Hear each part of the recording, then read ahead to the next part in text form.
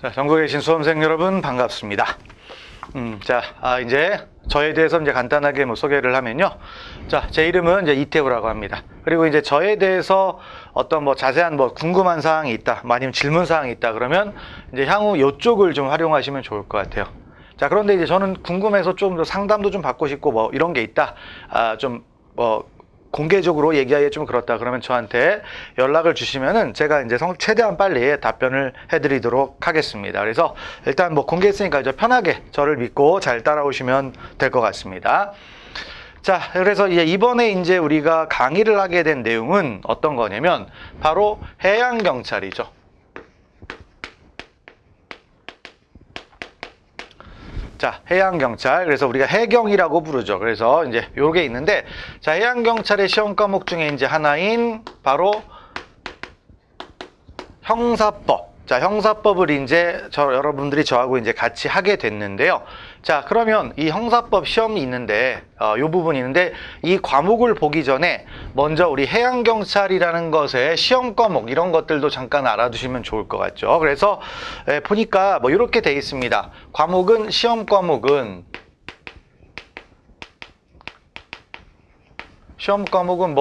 형사법, 이렇게 있죠. 그 다음에 해양경찰학개론,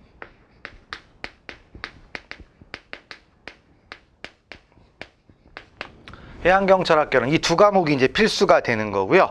해사법규나 헌법 이런 것들이 있습니다.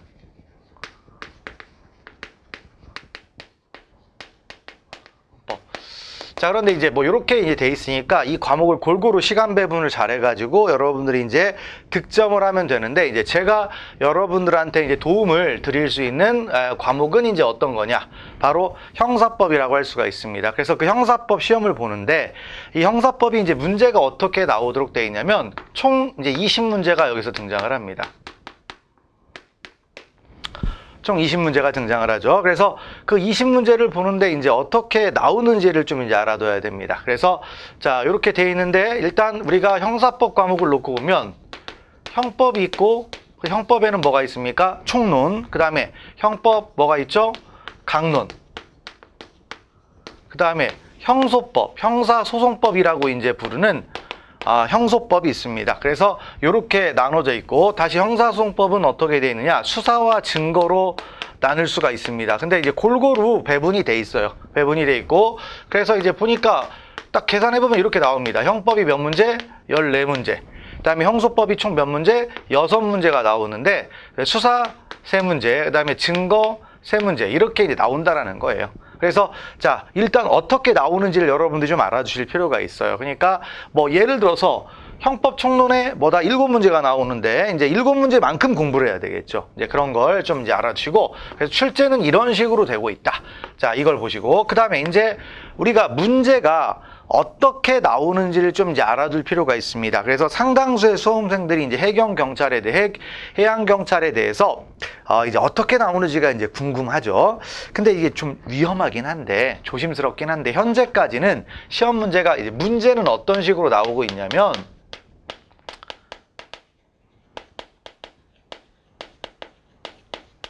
현재까지는 바로 기출문제 위주로 나오고 있습니다. 기출문제 위주예요. 그러니까 모든 시험이 창의적인 문제가 나오기도 하고 합니다. 이제 일반 경찰 같은 경우에는 문제들이 새롭게 막 등장을 하거든요. 자, 근데 아직까지 해양경찰은 어떻게 돼 있다?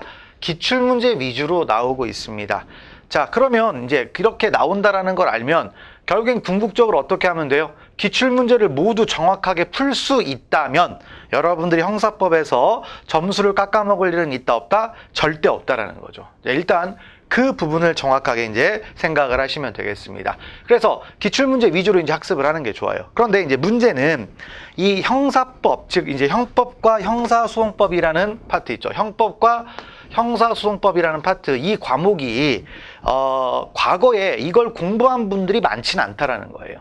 그러니까 우리가 고등학교 때 형법 배우고 형사소송법 배우고 그러진 않잖아요. 그러니까 이제 대학교 과목에서 이제 배우다 보니까 그런 부분들에 낯설음이 있어요. 그러니까 한국사, 영어 이런 거는 내가 실력이 좋냐 안 좋냐 이런 걸 나타낼 수는 있지만은 어렸을 때부터 이미 배워왔던 과목입니다.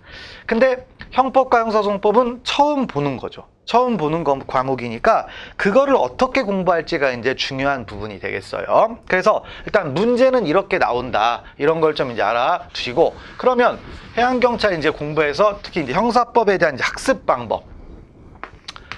방법이 이제 의미가 있을 텐데, 어떻게 일단 공부를 해야 되냐면, 그러면 뭐 또 누가 그러죠. 막 무턱대고 막 기출문제 다 외우면 되는 거 아니냐. 예, 그것도 방법일 수는 있습니다. 근데 좀 기왕이면 좀 세련된 방법으로 우리가 공부를 하고 조금 더 고통이 덜하게, 그리고 뭔가 머리에 남게 이렇게 공부하는 게 좋잖아요. 그러기 위해서 어떤 원리를 알아두는 게 좋습니다. 그래서 학습 방법은 뭐냐면 결국에는 법 과목이라는 게 있어요. 우리가 법학이라고 하죠. 법학.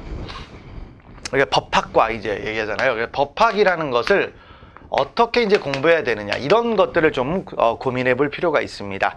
그래서 이제 어떻게 공부를 해야 되냐면, 여러분들이 이제 한번 생각을 하면, 이거 처음에 저도 이제 학교 다닐 때 느꼈던 게 이제 뭐냐면, 대학교 1학년 딱 입학을 했어요. 이제 뭔가 한번 크게 해보겠다라고 생각을 해가지고 책을 열심히 읽기 위해서 첫날 딱 이제 입학하고 나서 책을 딱 한 페이지 딱 펼쳐봤습니다. 펼쳐보는 순간 이런 생각이 든다 이거죠. 짜증이 납니다. 막 이제 좀 우리가 좀 정제된 표현을 써주는 게 좋겠지만, 이럴 때는 순간 막 욕 나오는 거. 내가 뭐 잘못 왔나? 이런 생각이 듭니다. 왜 그러냐면, 그러니까 지금은 많이 순화됐지만 예전에는 법서가 전부 다 한자로 돼 있었어요. 전부 다 한자로 돼 있었고, 그래서 한자를 일단 찾아봐야 됐고, 그 다음에 찾아보고 나서 읽어봤는데 또 뭐냐면 문장의 난이도가 이게 한국 사람이 읽을 수 있는 문장인가, 이런 생각이 들 정도의 그 복잡한 문어체로 만들어져 있었습니다. 지금은 많이 나아졌어요. 근데 그럼에도 불구하고 아직도 뭐냐면 법학과 교수들이나 판사들은 절대 쉬운 용어를 쓰지 않습니다. 그러다 보니까 우리가 책을 읽을 때 어려움이 있어요. 그래서 그래서 어려움이 있다 보니까 법학을 어떻게 공부해야 되느냐, 이런 것들이 이제 중요한 겁니다. 그러면 법학에서 제일 이제 일단 공부에 어려움이 있어요. 우리가 그래서 이런 생각 하잖아요. 법대 다닙니다. 그럼 뭔가 고리타분한 학문을 하고 있는 사람인 것처럼 보이고 그렇잖아요. 그리고 실제로 법학과 교수라고 대화를 해보면요, 여러분들이 그러니까 그분들이 그 잘못했다는 게 30년씩 막 그 일 하다 보면요, 거기에 적응이 돼요. 적응이 돼가지고 단어 수준도 우리하고 평소에 대화하면 대화가 잘 안 됩니다. 그래서 그런 부분들이 있다 보니까 좀 어려움이 있어요. 그래서 그 어려움을 극복해 나가는 게 일단 전반적인 모습이 돼야 되겠죠. 그러니까 이거 극복하면 뭐냐면 결국엔 공부해가지고 책을 읽을 줄 아는 거예요.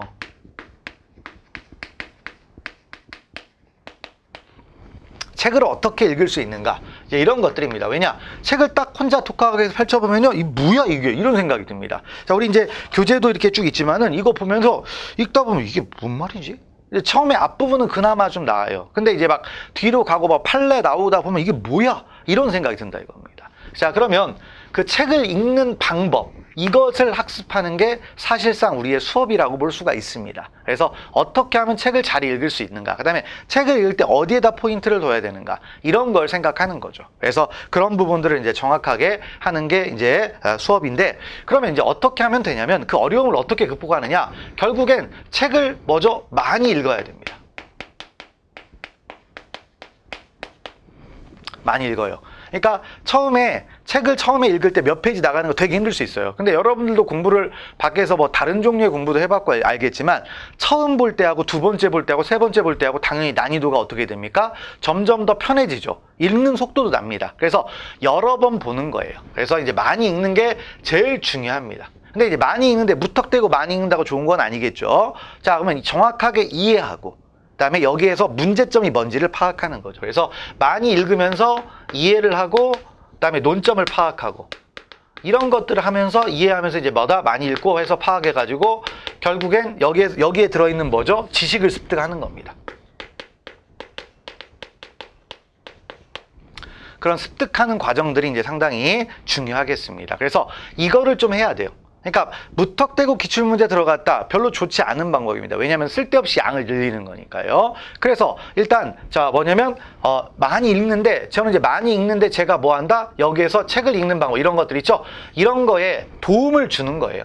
저는 이제 여기에서 여러분들에게 그런 도움을 주기 위해서 제가 존재하는 겁니다. 그래서 제 수업을 통해서 여러분들이 이해를 하고, 그 다음에 그걸 통해서 책을 읽었을 때 이런 내용이구나, 그 다음에 그걸 가지고 문제를 풀어봤더니 다 풀려.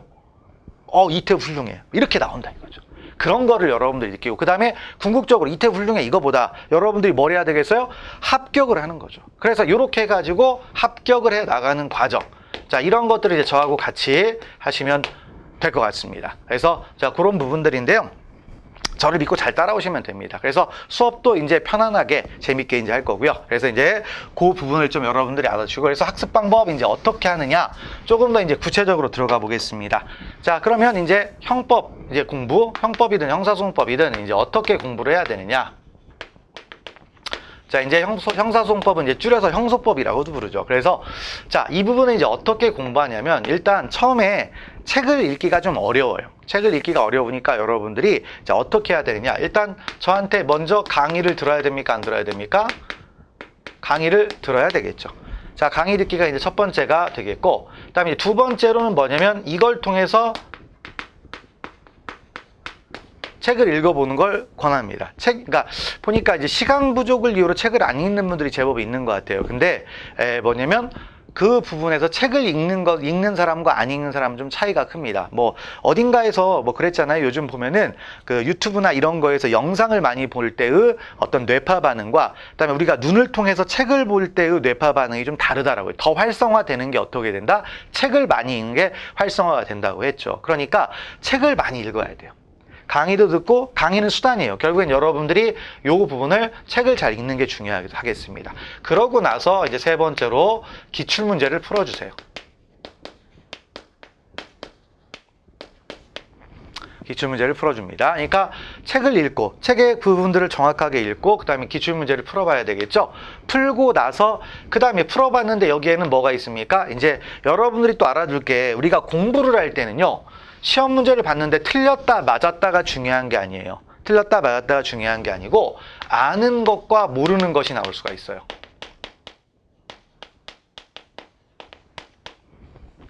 자, 아는 것과 모르는 것이 나올 수가 있는데, 여러분들이 자, 아는 게 나왔습니다. 이렇게 보니까 풀려요. 풀면서 이게 왜 맞는 건지를 정확하게 알겠습니다. 그러면 이 부분은 여러분들은 이제 다시는 볼 필요가 없습니다. 물론 나중에 한 번 정도 가볍게 읽으면 되는 거죠. 자, 그러면 우리가 이제 공부라는 것은, 사실 수험 공부라는 것은 뭘 하는 거냐면, 이게 이제 학습 과정이긴 하지만 결국엔 약점을 극복해 나가는 거예요. 약점을 극복해 나가는 건데, 그 약점은 뭡니까? 바로 이게 약점이죠. 그죠? 이게 약점이에요. 이게 아킬레스건이 되는 겁니다. 그래서 이게 적은 분들은 합격을 하는 거고, 이게 많은 분들은 아직 조금 더 기다려야 되는 거고, 그래서 이거를 극복해 나가는 게 중요하겠죠. 자, 근데 이거를 극복할 때 상당수의 사람들이, 그러니까 여기에서 좀 이제 많은 충돌이 좀 생겨요. 그러니까 사람들이 책 읽을 시간이 어디 있습니까? 책을 읽어야죠. 그래서 요 부분하고, 그 다음에 요 부분에서 이제 모르는 게 나왔을 때 대처하는 게 어떻게 되느냐에 따라서 사람이 좀 많이 달라지는데요. 보통 이제 이런 경우가 있을 겁니다. 제가 이제 기출문제를 푼다고 했으니까 보통 기출문제집이 있을 거예요. 기출문제집이든 뭐 이게 시중에 나와 있는 거든 프린트가 돼서 제본이 됐던 뭐가 다 있습니다. 근데 중요한 건 기출문제집 안에 밑에 뭐 있습니까? 해설이 있습니다. 그럼 모르는 거 나오면 어떻게 해요? 해설 읽어요. 처음에는 그러면 안 됩니다. 처음에는 그러면 안 되고요. 그러면 모르는 게 나왔으면 어떻게 됩니까? 책을 통해서 확인하는 거예요. 책을 통해서. 그래서 처음에는 이렇게 하는 겁니다. 물론 두 번째부터 해설 읽으면 돼요. 근데 처음에는 내가 이걸 왜 모르지라고 능동적으로 찾아보는 그런 학습 방법이 여러분들에게 아주 나중에 처음에는 좀 약간 어려움이 있을 수도 있어요. 근데 이렇게 1회독을 끝마친 사람은 어떻게 되느냐? 매우 수월해지죠. 2회독부터는 너무 쉬워요. 너무 쉽습니다. 그래서 이렇게 해가지고 좀 이렇게 공부를 좀 하시면 좋을 것 같습니다. 그래서 요거를 마무리하는 게 1회독입니다. 1회독. 자, 그럼 1회독 끝나면 이제 어떻게 해야 됩니까? 반복이죠.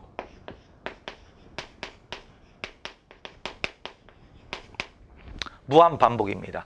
자, 무한 반복하면 어떻게 됩니까? 이제 습득을 했죠. 체득을 하는 거예요. 암기가 아니에요. 그냥 여러분들 몸에 그 DNA로 이 시험 문제가 다 장착이 되는 겁니다. 무한 반복하면 어떻게 됩니까? 이제 고득점하고 합격하는 거죠.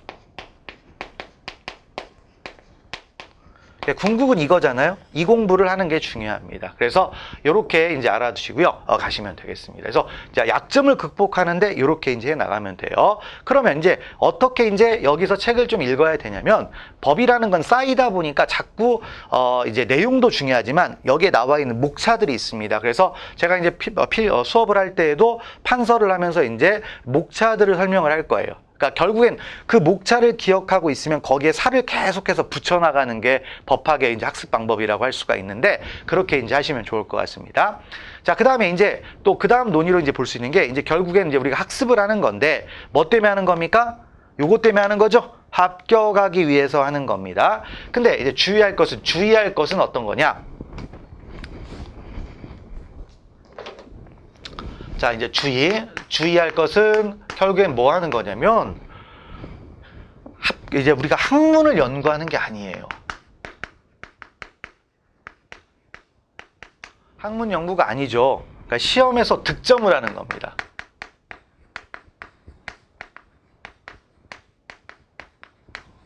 자, 고득점을 하는 겁니다. 자, 그래서 이 부분에 대한 이제 주의를 좀 해야 될 건 어떤 거냐면요. 자, 우리가 이제 책을 읽다 보면은 책에는 시험에 나오는 얘기도 써 있지만 시험에 안 나오는 얘기도 써 있을 수 있다 없다? 써 있을 수 있습니다. 근데 그거는 이해의 편의를 위해 써놓은 거예요. 근데 거기가 이해가 잘 안 된다고 해서 매몰돼 있으면 당연히 어떻게 됩니까? 시간이 아까운 거죠. 시간이 아까운 거니까 뭐다? 시험에서 나오는 거 위주의 학습이 좀 필요합니다.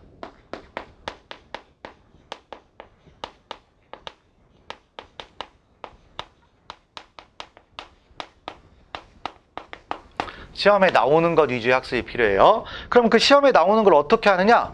여기에 있어요. 여기에 이 기출문제 안에 그 내용이 모두 나와 있다, 안 나와 있다? 모두 나와 있습니다. 그러면 이제 우리가 기본서를 쭉 읽다 보니까 여기에 책을 읽고 있어요. 근데 내용이 어려워요. 내용이 어려워서 이해를 하고 싶은데 이해는 잘 안 되고, 근데 이해를 되는 것도 같은데 너무 많은 시간을 소비하고 있습니다. 그러니까 좀 헷갈리기도 하고 그래요. 개념은 알겠는데. 근데 막상 우리가 기출문제를 들어가 보니까 문제가 보이지 않습니다. 그럼 어떻게 해요? 감사합니다 하고 넘어가면 되는 거예요.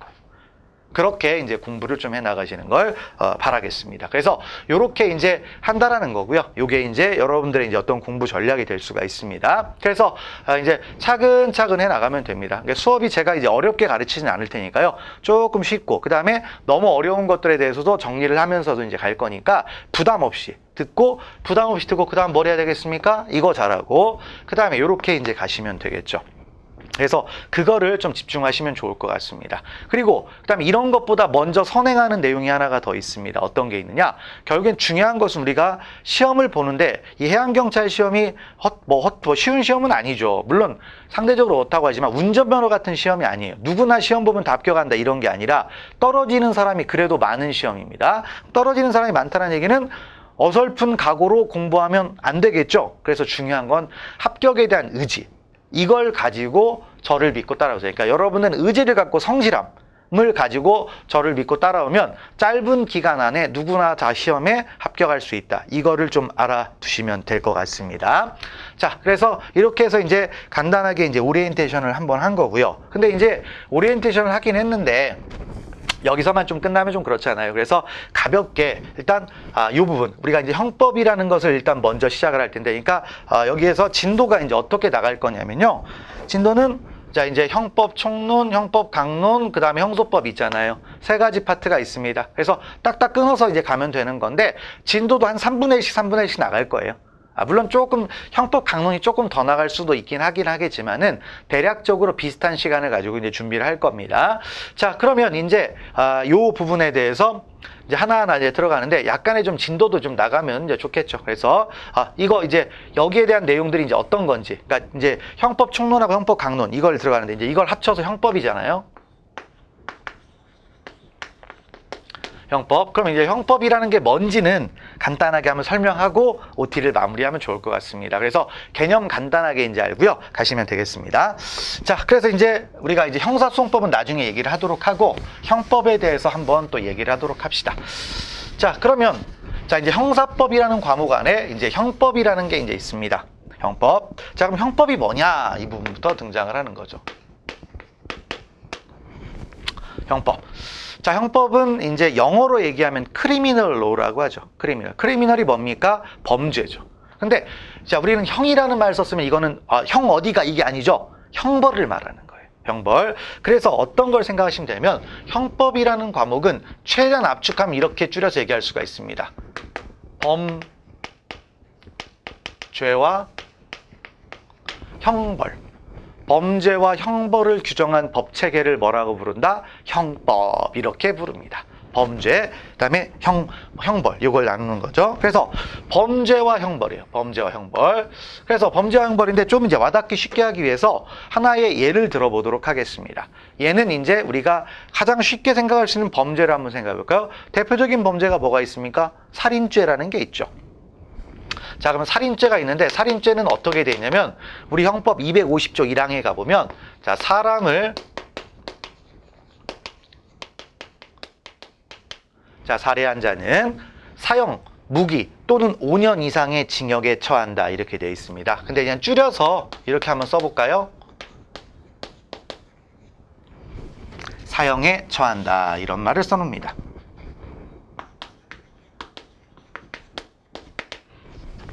자, 살인죄라는 죄는 이런 죄예요. 사람을 살해한 자는 사형에 처한다.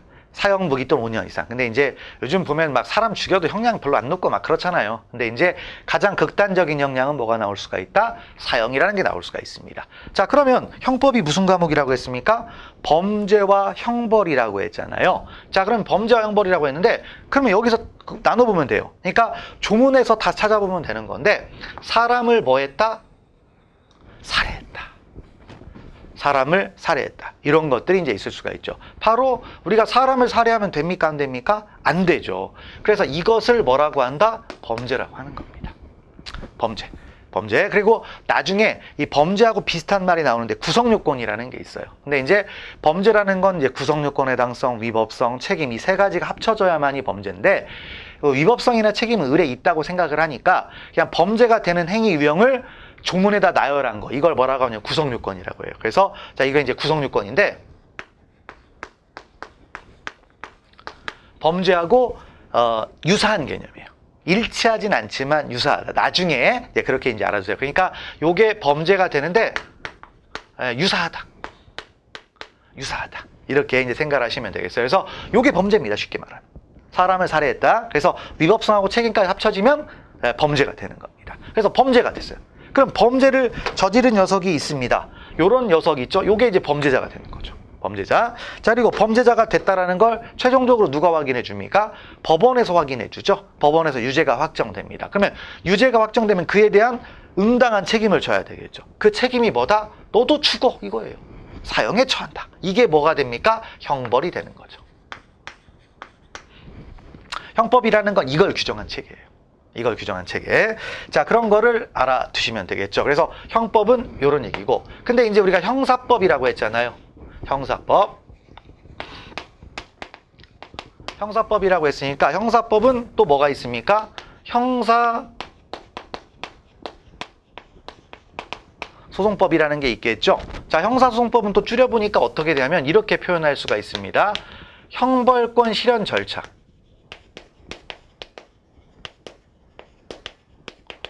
자, 뭐가 있다? 형벌권을 실현하는 절차. 이것을 형사소송법이라고 합니다. 실현 절차예요, 실현 절차. 그러면 어떤 얘기냐? 그냥 현실에서 생각을 하시면 돼요. 여러분들이 용감한 형사들 뭐 이런 TV 프로그램 있잖아요. 자, 그런 거 보면 되고 요즘 많아요. 텔레비전 보니까 뭐 여러 가지 것들이 있습니다. 뭐 꼬꼬무도 있고 뭐 여러 가지가 있습니다. 그래서 그 내용들을 보면은 거기에서 계속해서 어떤 사건이 발생했을 때 진실이 막 밝혀지는 과정들을 누가 얘기해 줍니까? 수사관이 나와서 막 얘기를 해주고 하잖아요. 그 과정들이에요.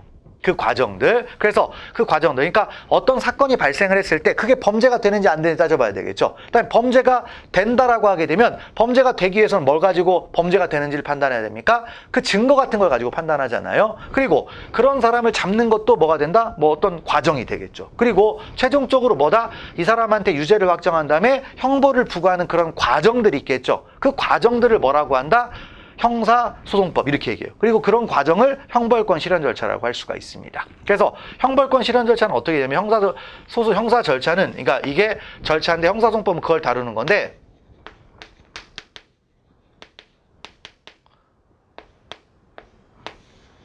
형사 절차가 있죠. 형사 절차는 어떻게 된다? 자, 이제 이렇게 돼요. 수사 절차, 그 다음에 이제 공판 절차, 그 다음에 형 집행 절차 이렇게 돼 있습니다. 그래서 자, 이런 식으로 돼 있는데 이게 형사 절차예요. 그러니까 형법과 형사소송법은 좀 성격이 다른 법입니다. 같이 돌아다니긴 하지만은 성격이 꼭 똑같은 법은 아니다. 이런 걸 알아두시면 되겠죠. 그래서 이 부분은 나중에 형사소송법을 할 때 다시 한번 언급을 할 거니까 그냥 형법은 범죄와 형벌을 규정한 법 체계고 그다음에 형사소송법은 뭐다? 형벌권을 실현하는 절차를 규정하고 있는 법이다. 이렇게 이제 보시면 되겠죠. 그러면 둘 다 이제 두 개를 합쳐서 범죄를 결국엔 다루다 보니까 형사법이라는 말 썼지만 두 가지의 법의 성격은 다른 거예요. 그래서 이런 말을 씁니다. 형법은 우리는 뭐라고 한다? 실체법. 그 다음에 형사소송법은 뭐라고 한다? 여기 절차 나와 있죠? 그래서 무슨 법? 절차법. 이렇게 말을 씁니다. 자, 그러면 어떤 얘기냐? 실체법은 쉽게 말하면 유죄, 무죄 다루는 법이에요. 형법에서는, 형사 영역에서는 실체법이라는 건 유죄, 무죄. 유죄, 무죄를 다루는 법입니다. 근데 형사소송법은 뭐다? 절차예요, 절차. 바로 수사 절차, 공판 절차, 형 집행 절차. 그래서 이제 공부 방법이 살짝 좀 다릅니다. 뭐냐면 형법은요, 어떤 그 사안에 좀 집중을 해야 되고 형사소송법은 흐름을 보는 게 중요합니다. 그러니까 형법은 어떤 요건들을 충족했는지 의, 요건, 효과 이런 것들 위주의 공부 방법이 좀 필요하고 형사소송법은 절차가 어떻게 진행되는지 이 과정을 집중해서 좀 보는 게 좋습니다. 일단 과정은 그렇다는 거예요. 근데 이제 책에 다 나와 있는 거니까 그렇게 이제 파악을 하시면 되겠습니다. 그래서 형법은 어떤 건지 이런 얘기를 했습니다. 그래서 형법 뭐 어렵지 않죠? 그래서 여기에서부터 출발하는 거예요. 여기서 출발하는 거고. 자, 그 다음에 이제 그 형법을 이제 개념 정의를 좀 하는데, 우리 책에 이제 보면은, 자, 뭐죠? 10페이지에 나와 있습니다. 10페이지에. 그래서 10페이지에 뭐 형법의 개념, 그 다음에 형법의 유형, 뭐 이런 말 있잖아요. 그래서 형법의 유형이 있는데, 그 형법의 유형, 일단 개념은 이런 얘기였고, 그 다음에 형법의 유형이라고 할 때, 이렇게 써. 이건 모든 법에서 같이 쓰는 용어인데, 항상 이렇게 나옵니다. 뭐냐면, 형식적 의미의 형법.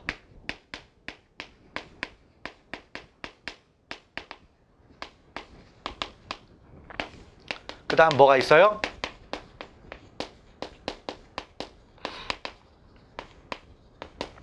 자, 뭐다? 실질적 의미의 형법이 있습니다. 형식적 의미의 형법과 실질적 의미의 형법. 이거는요, 어떤 법이든 갖다 붙이면 똑같은 거예요. 이렇게 바라보는 건데, 이제 이걸 왜 설명하냐면, 앞으로 책을 볼 때 이런 말들이 자꾸 나와요. 근데 이제 우리 교재에서는 협의, 광이 썼는데, 이게 협의예요.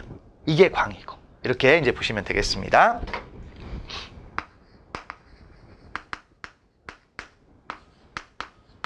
자, 협의는 좁게 보는 거, 광의는 좀 넓게 보는 거죠. 근데 협의 광의라는 말보다는 형식적 의미, 실질적 의미라는 말 조금 더 잘 씁니다. 그래서 그러면 형식이라는 말을 좀 보면은, 그러니까 앞으로 계속 이런 용어를 쓰다 보니까 여러분들 기억을 하면 좋은데, 형식적이라는 말과 실질적이라는 말 따지면요, 형식적은 뭘 따진다?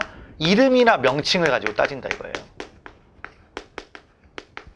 이름이나 명칭. 그 다음에 실질적은 그런 이름 명칭이 중요한 게 아니라 그 속에 어떤 내용이 담겨져 있는지 따지자라는 겁니다. 자, 그러면 답이 나왔죠. 형식적 의미의 형법은요, 형법이라는 이름을 가진 법이에요.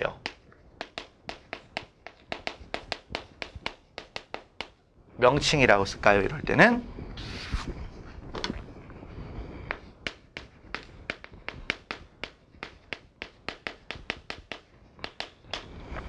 형법이라는 뭐다? 명칭, 이름을 가진 법을 형식적 의미의 형법 이렇게 부릅니다. 자, 그 다음에 실질적 의미의 형법은요, 어떤 거냐? 일단 이렇게 써줘요. 앞에 써준 게 좋겠죠? 자, 명칭과는 상관없이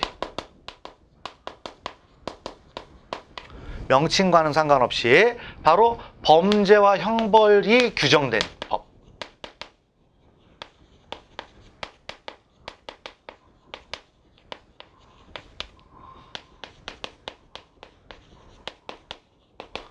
자, 명칭과는 상관없이 범죄와 형벌에 관한 내용이 규정되어 있는 법. 이것을 뭐라고 할 수가 있다? 바로 실질적 의미 형법이라고 할 수가 있습니다. 자, 그러면 이제 어떻게 보느냐? 형식적 의미 형법은 이름이 형법이라는 이름을 가졌으니까 대한민국의 형식적 의미 형법은 몇 개 있겠습니까? 딱 하나밖에 없어요. 형법전이라고 해서, 자, 여러분들이 이제 책에 군데군데 조문들이 쭉 나올 겁니다. 1조부터 뭐 300 몇 조까지, 300조 후반까지 쭉 나와 있는 조문들이 있어요. 바로 그런 것들이 규정된 법이 뭐다? 형법. 이렇게 돼 있습니다. 자, 그다음에 실질적 형법은요, 이런 거예요. 뭐냐면, 여러분들 이제 과거에 뭐 이제 이런 거 있잖아요. 뭐 어디서 뭐 특정 범죄 가중 처벌 등에 관한 법률.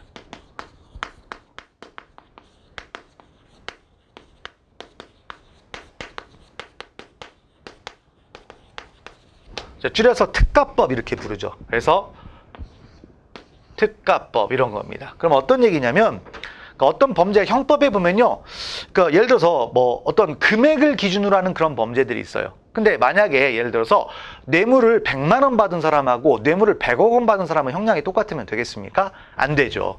근데 우리 형법에는 뇌물은요, 단순 뇌물은 5년 이하의 징역이에요. 근데 자, 100억, 그러니까 형법만 적용하면 어떤 일이 벌어집니까?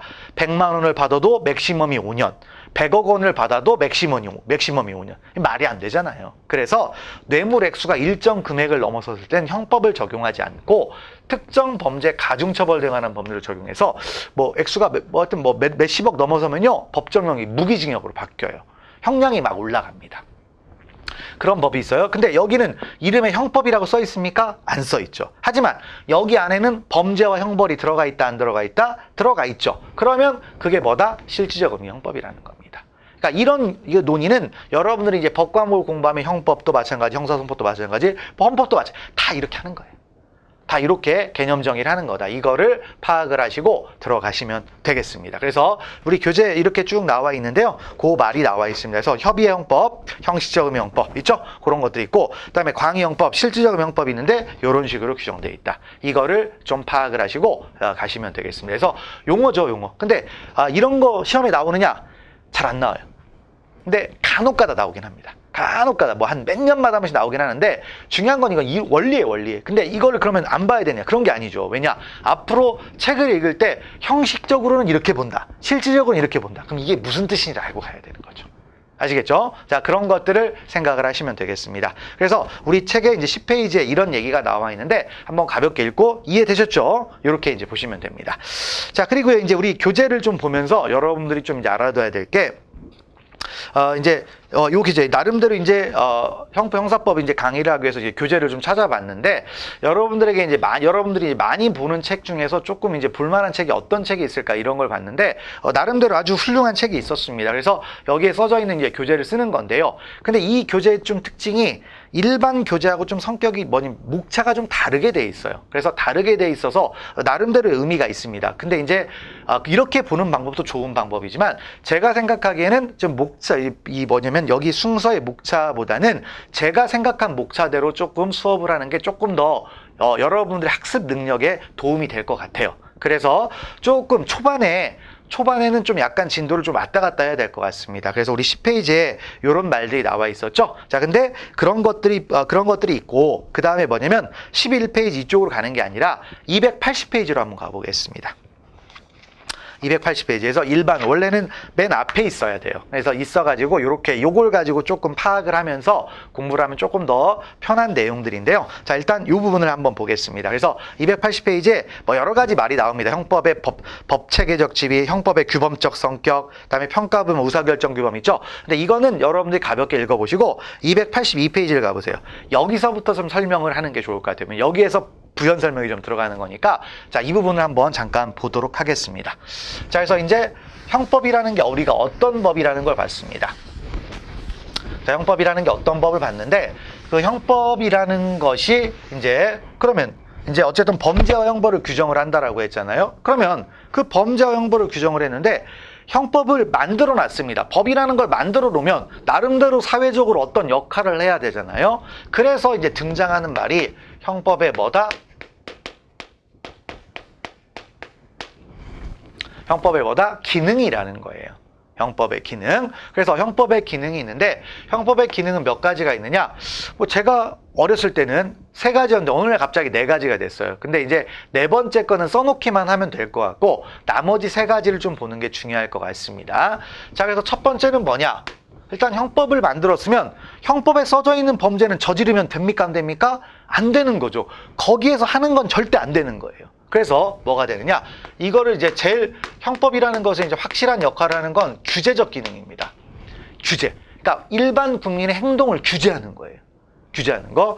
자, 뭐다? 살인. 아까 썼지만 하면 됩니까? 당연히 안 되죠. 그러니까 일단 인간에게는 무제한의 자유가 있긴 한데 이렇게 규제를 함으로써 살인하면 안 된다라는 거죠. 규제를 하는 거예요. 살인이라는 행위는 하지 말아라. 규제를 하는 거죠. 그다음에 두 번째는 이렇게 법에 국가에서 살인 범죄를 막도록 했습니다. 그러면 막아짐으로 해서 어떤 일이 벌어집니까? 바로 국가가 나름대로 뭐라는 겁니까? 국민의 생명을 보호하기 위해서 역할을 하는 거잖아요. 그 역할이 뭐다? 이렇게 씁니다. 자, 뭐가 있다? 보호적 기능이라는 게 있다라는 거예요. 보호적 기능. 그 다음에 이제 세 번째로는, 자, 이제 이거는 이제 국가적인, 아니면 피해자의 입장에 생각을 하시면 됩니다. 근데 중요한 건 형법은요, 피해자의 입장을 원칙적으로 고려하지 않습니다. 누구를 위한 법이냐? 피고인을 위한 법이에요. 행위자를 위한 법입니다. 그러면 행위자 입장에서는 뭐예요? 자, 형법이라는 걸 써놨는데 사람 죽이면 안 돼. 만약에 이렇게 한번 생각을 해보죠. 그러니까 살인죄, 형법이라는 죄에 보니까 살인죄 딱 하나만 있다고 칩시다. 딱 하나만. 그러면 일반 국민 입장에서 보면 살인죄 말고는 살인죄만 하지 말라는 거야. 그럼 반대 해석하면 뭡니까? 살인죄 말고는 다 할 수 있는 거잖아요. 살인행위라는 말고는 다 할 수가 있겠죠. 그게 뭐냐? 보장적 기능이라는 겁니다. 보장적 기능, 이런 게 있어요. 자, 그 다음에 네 번째로는 이제 뭐가 있느냐? 사회 보호적 기능이라는 게 있습니다. 이렇게 이제 네 가지가 있죠. 사회 보호적 기능은 결국엔 이렇게 형법을 통해서 범죄를 안 저지르면 사회가 온전하게 돌아간다. 뭐 이런 얘기죠. 자, 근데 이거는 그냥 제목만 보시면 되겠고, 자, 이 세 가지들을 이제 한번 볼 필요가 있습니다. 자, 그럼 세 가지를 보는데, 자, 규제적 기능을 한다라고 했습니다. 자, 그럼 규제적 기능을 하는데 어떻게 되느냐? 그럼 일반 국민한테는 뭐가 되냐면, 일반 국민은 결국에 형법에 나와 있는 행위를 하면 된다, 안 된다? 안 되죠. 그래서 일반 국민한테는 이게 뭐가 되냐면, 형법이 무슨 역할을 한다? 행위규범이 됩니다. 형법이라는 것은 어떤 역할을 한다? 행위규범. 행위규범이라는 건 규범은 법이에요, 법. 우리가 지켜야 되는 거. 이런 것들을 규범이라고 하는데 결국엔 내 행위를 규제하는 거죠. 내 행위를 규제하는 거. 이렇게 될 수가 있습니다. 근데 여기서 끝나는 게 아니라 또 뭐 있냐면 범죄를 저지른 사람은 결국엔 뭐랍니까? 법의 심판을 받아야 되겠죠. 근데 법의 심판을 하는 사람 우리는 뭐라고 합니까? 법관이라고 부르죠. 법관.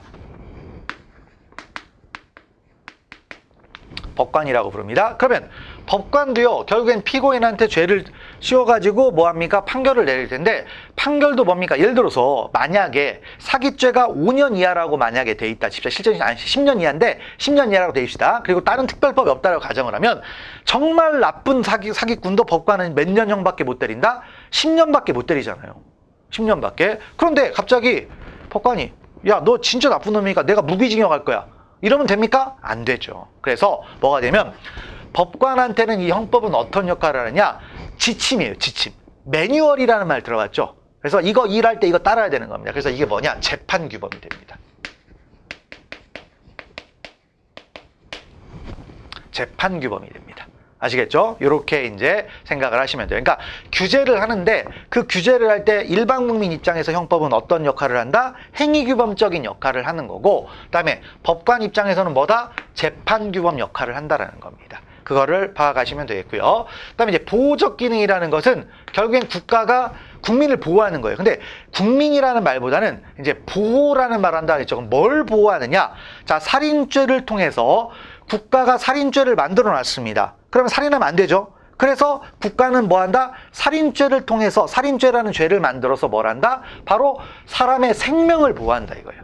근데 그 생명이라는 걸 우리가 나중에 보면은 얘기를 할 텐데 법익이라고 합니다. 법익.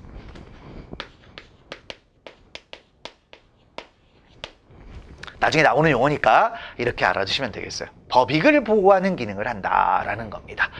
자, 그래서 이렇게 이제 될 수가 있죠. 그래서 보호법익, 이게 나중에 보호법익이라는 게 있거든요. 이제 그렇게 이제 알아두시고, 그래서 생명권 아니면 재산권 이런 걸 국가가 보호하겠다는 겁니다. 그러니까 일단 보호적 기능은 누구의 입장을 생각한다? 피해자의 입장을 생각하시면 돼요. 자, 근데 자 이제 보장적 기능은 뭐냐? 결국엔 국민의 자유와 권리를 보장한다 이거예요.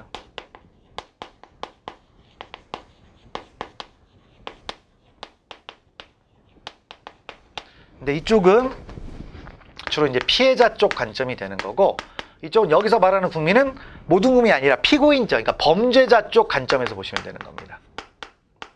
그러니까 범죄자 입장에서 이런 걸 주장할 거예요. 아니 여기 써 있는데 이 써 있는 행위를 난 하지 않았다. 그러니까 처벌하면 안 된다. 이렇게 얘기할 수 있겠죠. 그런 걸 얘기하는 겁니다. 그래서 요게 이제 국민의 자유와 권리를 보장하는 한 역할을 한다. 그러니까 보호적 같은 보자지만 이건 누구의 역할이다? 피해자 측 입장이다. 그다음에 요 보장은 뭐다? 피고인 측 입장이다. 이렇게 이제 보시면 되는 겁니다. 자, 그걸 알아주고요. 근데 여기서 제일 중요한 게 뭐냐? 바로 이거예요. 이게 제일 중요합니다. 왜 중요하냐?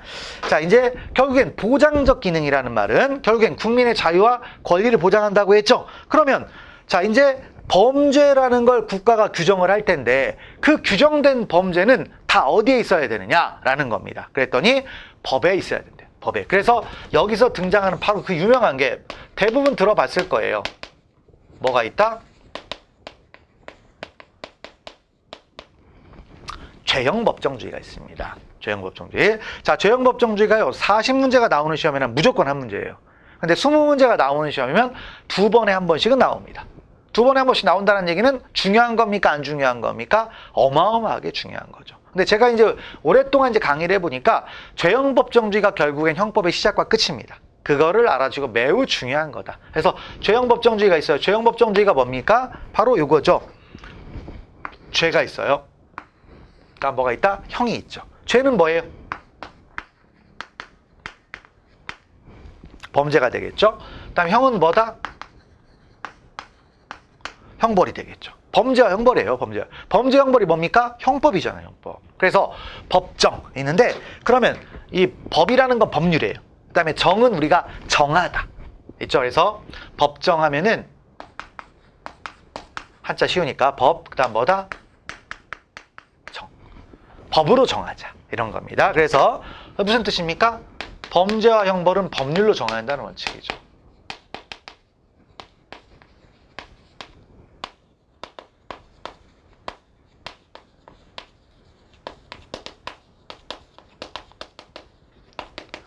법률로 정해줘야 우리가 이걸 보고 알 수 있는 거 아닙니까? 어디 써있지도 않은 걸 가지고 우리 보고 지키라고 하면 지켜줄 수 있습니까? 안 되잖아요. 그러니까 써놔라 이거예요. 써놔라. 써놓은 걸 가지고 우리한테 지키라고 얘기를 해야지, 써있지 않은 걸 가지고 우리한테 지키라고 하면 못한다 이거죠. 그래서 바로 죄형법정주의가 등장을 합니다. 근데 죄형법정주의 많이 들어봤을 거예요. 그렇죠? 그래서 죄형법정주의는 바로 무엇과 관련이 있다? 형법의 기능 중 보장적 기능이다, 보호적 기능이다, 보장적 기능이다라는 거예요. 그래서 시험 문제가 비록 이론이지만 이런 게 많이 있어요. 죄형법정주의는 형법의 보호적 기능과 관련이 있다.